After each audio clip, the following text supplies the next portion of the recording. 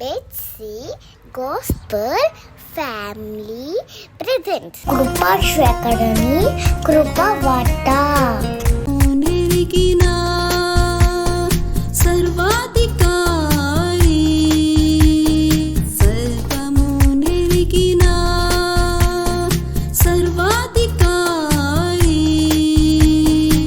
సకలము నీకు విదితము యేసు స్వామి, సకలము నీకు విదితము యేసు స్వామి. కరుణ చూపే కృపాశేఖర నీ కృపయే నాకు ఆధారమాయే. కరుణ చూపే కృపాశేఖర నీ కృపయే నాకు ఆధారమాయే. నీవే నా దుర్గము,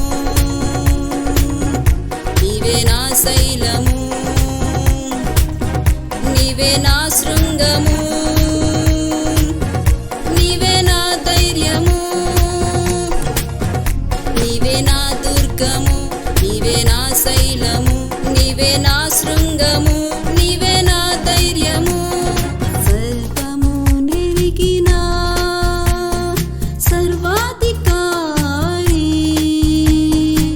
సకలము నీకు విదితము యేసు స్వామి,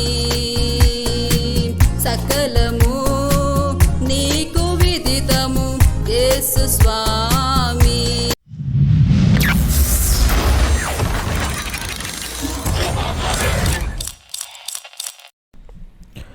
లోకరక్షకుడును మహాగణుడైన యేసుక్రీస్తు వారి యొక్క అత్యున్నత ఘన పరిశుద్ధ నామములో కృపాశేఖరుని కృపావార్త వీక్షకులైన మీ అందరికీ కూడా హృదయపూర్వక వందనాలు తెలియజేస్తూ ఉన్నాం.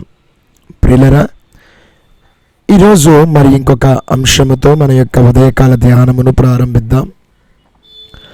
రూతు గ్రంథము 4వ అధ్యాయము 11వ వచనములో ఒక మాటను ధ్యానము చేద్దాం. అందుకు పురద్వారము నుండిన ప్రజలందరూ పెద్దలను, మేము సాక్షులము, యెహోవా నీ ఇంటికి వచ్చిన ఆ స్త్రీని ఇశ్రాయేలీయుల వంశమును వర్ధిల్ల చేసిన రాహేలును పోలినదిగాను లేయాను పోలనిదిగాను చేయునుగాక అని చెప్పాను. ప్రియులరా, మనందరికీ తెలిసిన జీవిత విశేషము రూతమ్మది. రూతమ్మ జీవితంలో తన యొక్క విధేయతను బట్టి, తన యొక్క సరి అయిన దేవుని ఎంపికను బట్టి, దైవ ప్రజల యొక్క సహవాస ఎంపికను బట్టి కోరుకొని అతతో పాటు తనకు కలిగిన ఒక అవకాశాన్ని సద్వినియోగం చేసుకోవడానికి త్వరితగతిన ఆలస్యం చేయకోకుండా అత్తగారైన నయోమీతో పాటు బెత్లెహేములోనికి ప్రవేశించిన దానిని బట్టి ఆమె యొక్క స్థితి మార్చబడింది. బోయాజుకు భార్యగా అనుగ్రహింపబడింది. అయితే ఆ వివాహానికి సాక్షులుగా ఉన్న పురప్రజలందరూ చెబుతూ ఉన్న ఒక మాట, ఆశీర్వదిస్తూ ఉన్న ఒక ఆశీర్వచనం. ఎందుకంటే నానుడికి ఎక్కిన ఆశీర్వాదాలు చాలా ఒక ప్రదేశానికి, ఒక సంస్కృతికి ఉంటూ ఉంటాయి. మన దగ్గర 100 ఏళ్ళు సంతోషంగా బతకండి అని మనము వివాహమైన వాళ్లకు చాలా సాధారణంగా అంటూ ఉంటాం. అలాగే ఇంకొక మాట, చిలక గోరింకల్లా బతకండి అని ఆశీర్వదిస్తూ ఉంటాం. అలాగనే ప్రదానము చేయబడుతున్న వధువుతో కూడా అలవాటు ప్రకారముగా అందరూ చెబుతూ ఉన్న మాట, రిబ్కాను ఎలా అయితే తన ఇంటి వారు దీవించి పంపించారో ఆ దీవెనకరమైన మాటను మా సోదరి, నువ్వు వేల వేలకు తల్లి వవుదువుగాక. నీ బిడ్డ, నీ కుమారులు తమ పగవారి గవిని నీ స్వాధీనపరుచుకుందురుగాక అన్న మాటను ప్రధానాలలో మనం ఎక్కువగా ఆశీర్వచనముగాను దీవెన వచనముగాను ముక్తకంఠముగా అందరము ఏకీభవించి చెప్పి దీవిస్తూ ఉన్న ప్రక్రియ మనకు సాధారణంగా కనబడుతూ ఉంటుంది. అలాగే వివిధ రకములైన ఆశీర్వచనాలు మనం ఇస్తూ ఉంటాం. అలాగనే ఇశ్రాయేలీలలో కూడా ఆనవాయిగా ఒక ఆశీర్వాదం వచ్చింది. ఆశీర్వాదపు మాట పలకడము ఆనవాయిగా మారిపోయింది. ఆ ఆనవాయిగా మారిన మాటనే ఆ పురప్రజలు మాట్లాడుతూ ఉన్నారు. ఆ మాటను మనం ఈరోజు చదువుతూ ఉన్నాము. అదే వచనము ఏమని? ఈ స్త్రీ లేక నీ ఇంటికి వచ్చిన ఆ స్త్రీ ఇశ్రాయేలీయుల వంశమును వర్ధిల్ల చేసిన రాహేలును పోలినదిగాను లేయాను పోలిన దానిగాను.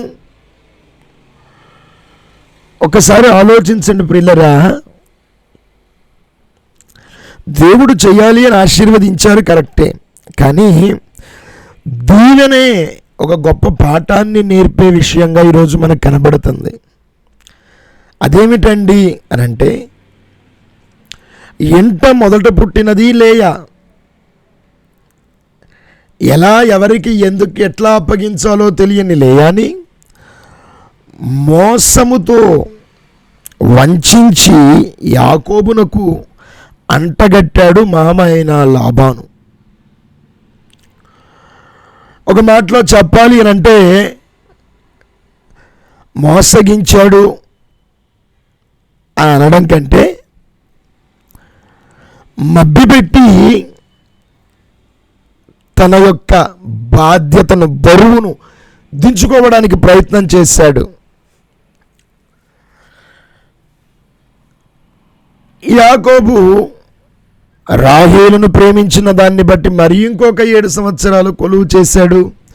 రాహేలును కూడా భారీగా పొందాడు. ఇది మనము దైవలేఖనములో చూస్తూ వస్తూ ఉన్న ఉదాంతపు విషయం. అయితే ఆశీర్వాదపు దినములు వచ్చేటప్పటికి మాత్రం పరిస్థితులు మార్చబడ్డాయి. దీవించేటప్పుడు లేయాను పోలినదిగాను రాహేలును పోలినదిగానే అని చెప్పడం మానేసి రాహేలును పోలినదిగాను లేయాను పోలినదిగాను అని చెప్పడం ప్రారంభించారు. అసలు ఇంట్లో పెద్దది ఎవరు అని అంటే లేయమ్మే పెద్దది. మొదట ఎవరిని ప్రస్తావించాలి? లేయమ్మనే ప్రస్తావించాలి. మరి ప్రాముఖ్యంగా లేయమ్మ ఏమీ చిన్నదేమీ కాదు కదా. మరి ప్రత్యేకంగా ఆలోచిస్తే అసలు ఇశ్రాయేలీయుల వంశము వర్ధిల్లడానికి లేక యాకోబు యొక్క సంతానములో యాకోబు కనిన 13 మంది సంతానములో అగ్రభాగం, అర్ధభాగమునకు పైగా లేయమ్మ కంది. 6 కుమారులను కంది, 1 కుమార్తెను కంది. 7 లేయా కంది. ఆమెను మొదట చెప్పాలిగా. వయస్సులో పెద్దది, మొదటిగా భార్యగా చేయబడినది. 7 సంతానాన్ని యాకోబుకు అందించిన తల్లి. ఈ అగ్రపీఠములన్నీ లేయా గారికి వేయాలి కదా. మరి రాహేలు గారికి ఎందుకు వేశారు? రాహేలు గారిని ఎందుకు సంబోధించారు? అంతటి విశిష్టత రాహేలములో ఏముంది? దరిదాపుల్లో 14 సంవత్సరాల కాలము గొడ్రాలుగా పిలువబడింది రాహేలమ్మ. అక్క మీద అసూయ పడింది, యజమాని మీద గోల పెట్టింది, నన్ను తల్లిగా చెయ్యి, నాకు బిడ్డలను ఇవ్వు అని భర్తను కూడా ఎదురాడి అడిగిందామె. 14 ఏళ్ల పాటు గొడ్రాలితనాన్ని అనుభవించింది. ఆమెను మొదట నిలబెట్టారు. దీవించేటప్పుడు ఆమెను సంబోధించి దీవించడం మొదలుపెట్టారు. ఎందుకు? జాగ్రత్తగా ఆలోచించండి ప్రియులరా.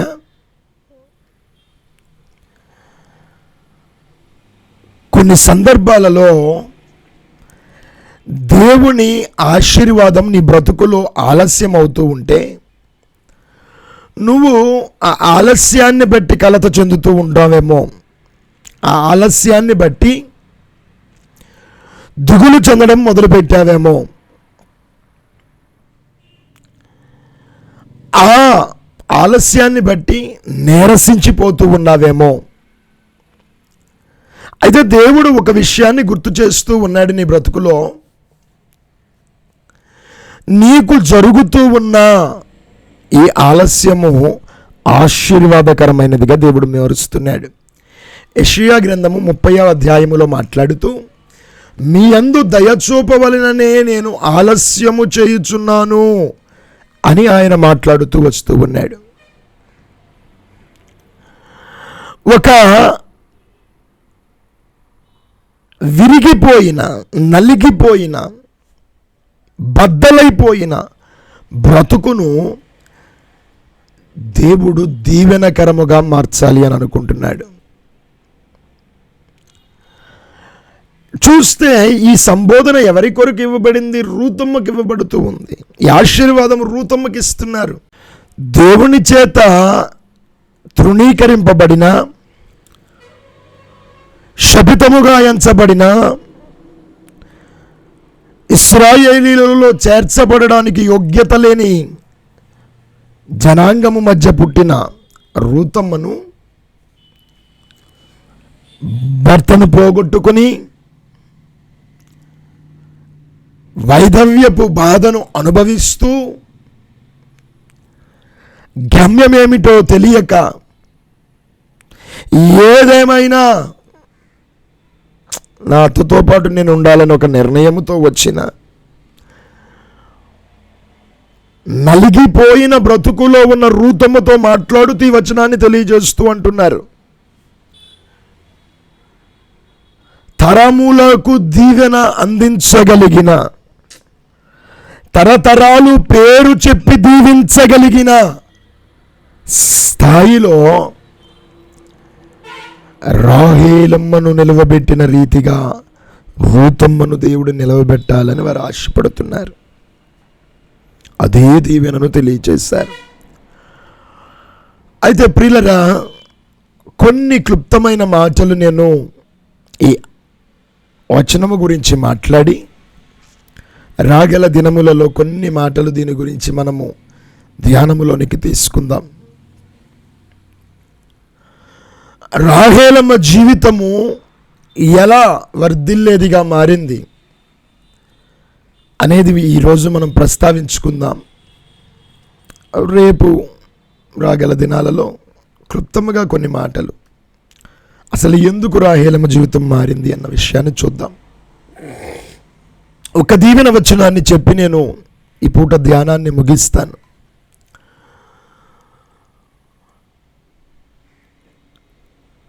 చిన్నప్పుడు ఒక సామెత ఉండేది, పద్య రూపంలో అందరము విన్నాము. గంగిగోవు పాలు గరిటెడైనను చాలు, కనివినైననేమి కరముని పాలు అన్న సామెత లేక పద్యము చాలాసార్లు మనం విన్నదే అయ్యింది. ఇశ్రాయేలీయుల ప్రజలకు ఒక విలువను, ఖ్యాతిని తెప్పించడానికి అసలు మూలము ఎక్కడ పడింది అనడానికి ఒక మాట చూడు. దైవలేఖనములో ఒక్క వచనాన్ని మీకు నేను చూపిస్తాను. ఆదికాండము 30వ అధ్యాయము 25వ వచనము 24లో ఆ రాహేలమ్మ గర్భము ధరించి కుమారుణ్ణి కన్నిన వచనాన్ని చెప్తారు. అతనికి యోసేపు అను పేరు పెట్టారు. 25వ వచనం నేను చదువుతున్నాను. రాహేలు యోసేపును కనిన తరువాత యాకోబు లాబానుతో, నన్ను పంపివేయము, నా చోటినకి నా దేశమునకు వెళ్ళుదును, నా భార్యలను నా పిల్లలను నాకు అప్పగించుము, అప్పుడు నేను వెళ్ళుదునని వారి కోసము నీకు కొలువు చేసితిని. నేను నీకు కొలువు చేసిన విధమును నీ విరుగుదువు కదా అని చెప్పాను. ఇన్నాళ్లలో ముందు ఆల్రెడీ 6 కుమారులు, వారొక 20, వీరొక 20, ఇంకొక కుమార్తె, ఇంతమందిని పుట్టేంత వరకు దరిదాపుల్లో 10 మంది సంతానం కలిగిన 11 మంది సంతానం కలిగేంత వరకు కూడా భార్యల కోసం కొలువు చేశాడు. దినాలు గడుపుతూ ఉన్నాడు. రాహేలు గర్భము తెరవబడి కుమారుణ్ణి కనేంత వరకు కూడా తన కష్టము వ్యర్థమవుతూ ఉన్న విషయము, తన స్థిర నివాసము ఇక్కడ కాదు, తను మరల తిరిగి తన స్వదేశమునకు, స్వజనుల మధ్యకు, దేవుడు తనను ఆశీర్వదించిన ప్రదేశమునకు, దీవిస్తానని వాగ్దానము చేసిన ప్రదేశమునకు, ఏ దేశమునైతే తన తాతకు తండ్రికి వాగ్దానము చేసి స్వాస్థ్యముగా అనుగ్రహిస్తానన్నాడో ఆ దేశమునకు వెళ్ళాలి అన్న ఆలోచన లేకుండా దినములను సాగిస్తూ అక్కడే బ్రతికేస్తూ ఉన్నాడో ఆ ధోరణి మార్చబడింది యాకోబులోనికి. నేను, నా కుటుంబము, మేము వెళ్ళాలి, మా ప్రదేశాలు మారాలి, మేము మా స్వస్థలమునకు వెళ్ళాలి.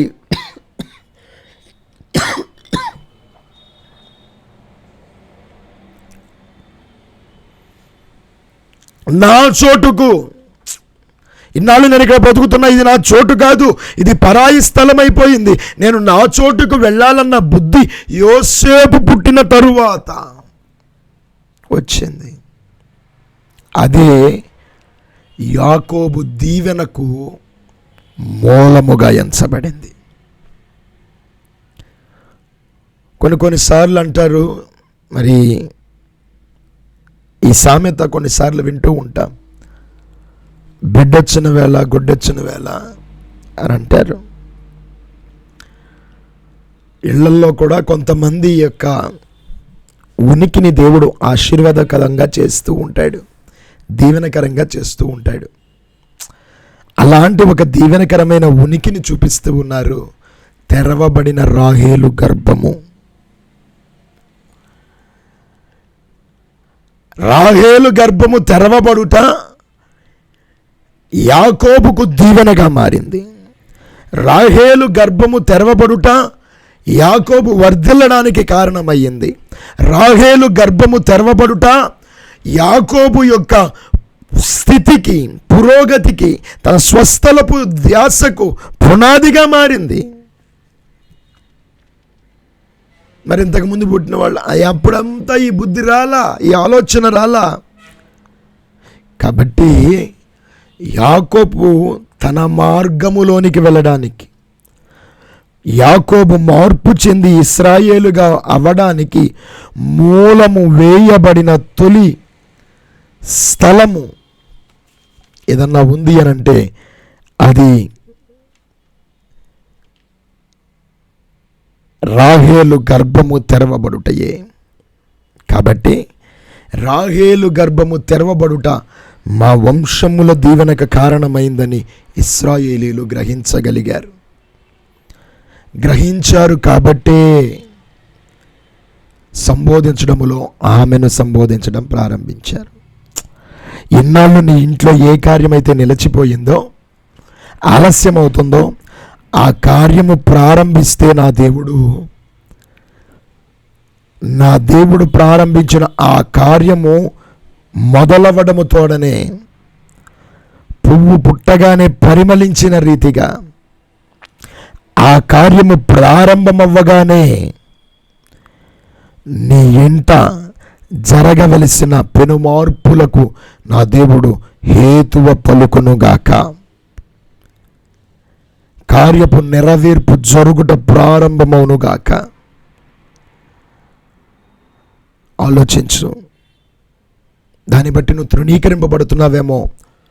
ఒకరోజు తృణీకారమునకు హేతువైన ఈ కారణమే నీ ఘనతకు మూలము కాబోతుంది. అదే నీ హెచ్చింపుకు కారణం కాబోతుంది. కాబట్టి ప్రియులారా, నీ ఇంట్లో ఏ విషయంలో అయితే నువ్వు తృణీకరింపబడ్డావో, సమాజంలో ఏ విషయంలో అయితే నువ్వు నింద వేయబడుతున్నావో, గొడ్రాలిగా ఎంచబడిన రాహేలు వర్ధిల్లడానికి హేతువైన రీతిగా నీవు ఏ విషయముల ద్వారా అయితే వెళుతున్నావో ఆ అనుభవాలను నీకు దీవెనకు మూలముగా నా దేవుడు చేసి దీవించి నిన్ను హెచ్చించునుగాక. ప్రార్థన చేద్దాం. ఆశ్చర్యకరుడైన దైవమాని సన్నిధిలో ప్రార్థిస్తూ అడుగుతున్నాం. ప్రియ తల్లి రాహేలమ్మ గురించి మేము ధ్యానం చేశాం. అయ్యా, ఆమె ఒకనాడు గొడ్రాలిగా ఎంచబడింది. కానీ ఈనాడు ఇశ్రాయేలీయులను దీవించడానికి ఆమె హేతువ, ఆమె మూలము అన్నట్టుగా ఆమెను మూలముగా చేసి దీవించడం ప్రారంభించారు.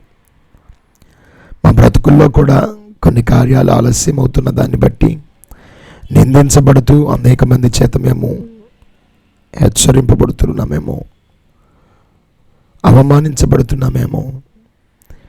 నీ బిడ్డలు ఏ విషయాలలో అయితే తృణీకరింపబడుతున్నారో వాటి యందు గొప్పది అయిన నీ కార్యము జరుగునుగాక అని పలుకుతున్నాను. అది ఆశీర్వాదమునకు హేతువౌటకు కృపను అనుగ్రహించండి. ప్రత్యేకముగా నీ దీవెన ఆశీర్వాదములు నీ బిడ్డలపైన ఉంచి దీవించి హెచ్చించి గణపరచమని యేసు ఘననామమును అడిగి వేడుతూ ఉన్నాము తండ్రి. ఆమెన్. ఈరోజు పుట్టినరోజులు, వివాహ వార్షికోత్సవాలు జరుపుకుంటున్నా మీ అందరికీ కూడా శుభాలు తెలియజేస్తూ ఉన్నాను. నా దేవుని నిత్య కృప మిమ్మల్ని వర్ధిల్లింపజేయునుగాక. ఆమెన్.